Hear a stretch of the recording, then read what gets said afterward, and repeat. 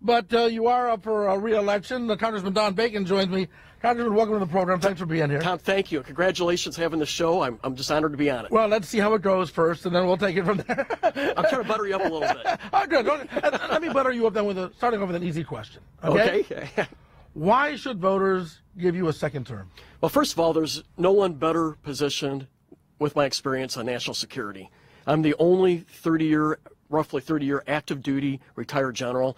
I brought to the table this year. We got the best defense bill in over a decade passed, and I think we have our national security pointed the right direction. I'm now in Homeland Security, where I'm doing cybersecurity, trying to defend our energy grid.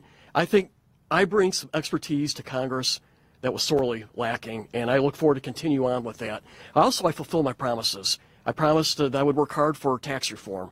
We got that done. We're seeing the effects in our economy. So I'm committed to keeping our spending controlled, which is going to be tough right now with trying to balance the defense and everything else, but also trying to get our tax reform done and keeping our country strong with national security. But didn't you also promise to repeal and replace Obamacare?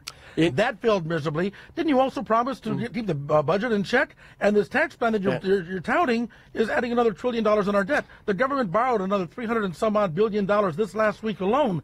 So tell me again, Let's talk about the health care. If you're giving your promises. The health care, I voted to reform our health care, and we still need to do something because we didn't get that done out of the Senate. But when I talk to folks who are on the individual market today, they are gravely suffering. I talked to a person at a fish fry that's paying $44,000 a year with a deductible, but many are paying over $30,000. We have to reform the individual market, and that's about 7% of our folks are on that. And so I'm still committed to doing it, but I voted to reform it, which I did fulfill my promise for that. And the Senate should have acted on it. Okay, but the Republicans didn't really have a real solid plan to replace it with. I mean, you have to admit that, right? I think we tried to do too much. We should have had more targeted focus on reforming the individual market. We also tried to do Medicaid, and I think that's where we messed up. We should have focused on the individual market where it is the most broke. Okay. What about you talked about the military. What about the spending for the military? We spend more than any other nation. I mean, by 4 or 5 times than our closest adversary. At least you got that right, because a lot of people say 10 times. Yeah, okay. You're right. Okay, well, good. Okay, so still 4, 5, 6 times, and many of the people that are on the same list of how much they spend are our allies, or at least who knows who our allies are now. Russia and China are in that top, 2 and 3. Yeah, okay, yeah.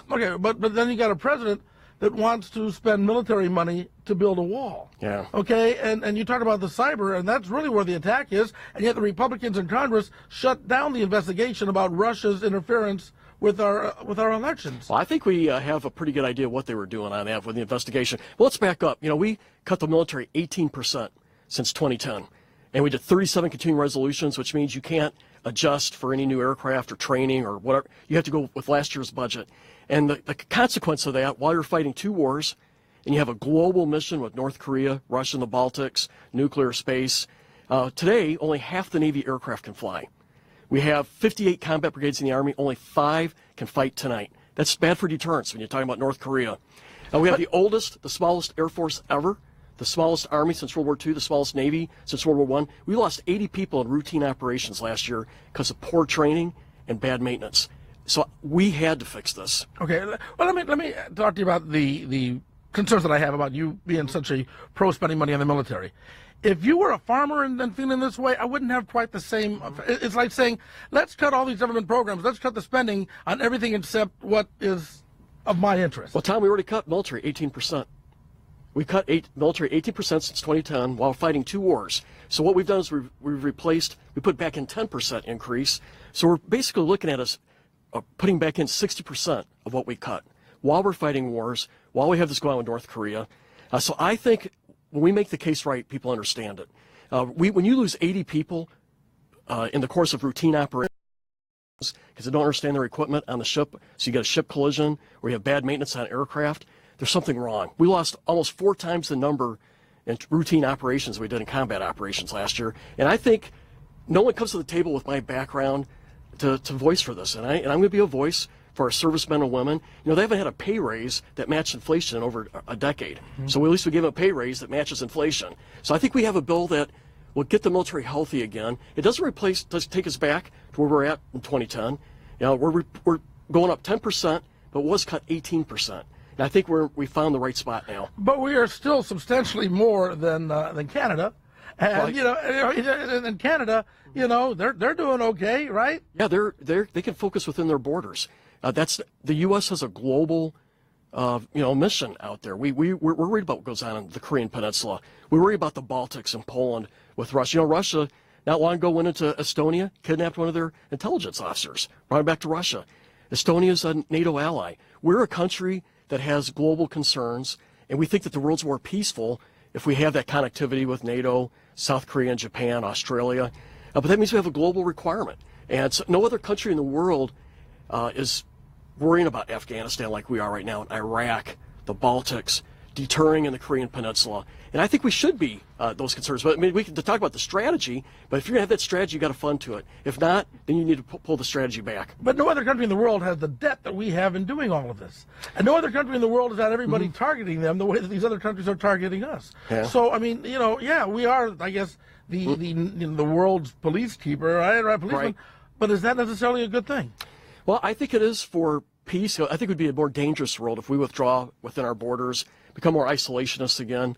I think the world needs our voice for freedom, individual rights, and we're the only country in the world that has the ability to power like we do for good.